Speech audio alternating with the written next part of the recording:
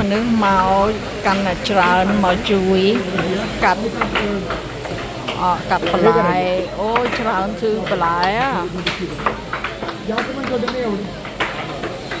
បងស្រីនឹងគាត់មកពីបង់ក្លាដេសគាត់និយាយភាសាបង់ហ្គាលីហើយបងស្រីនោះគាត់មកពីឥណ្ឌាគាត់និយាយភាសាម៉ារ៉ាទីនៅនឹងមួយនិយាយភាសាខុសគ្នា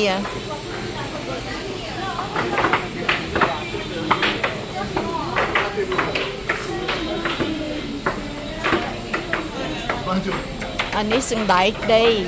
ប្រហែលធុងនេះអាហ្នឹងគេពងលាងណាដាក់ក្នុងទឹកលាងមើលច្រើនណាស់ប្រហែលធុងគេមួយធុងហ្នឹងអូយប្រហែល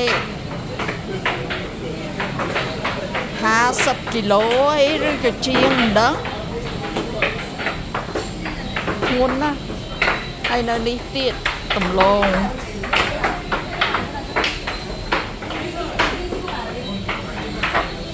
អានេះការ៉ុតអើយ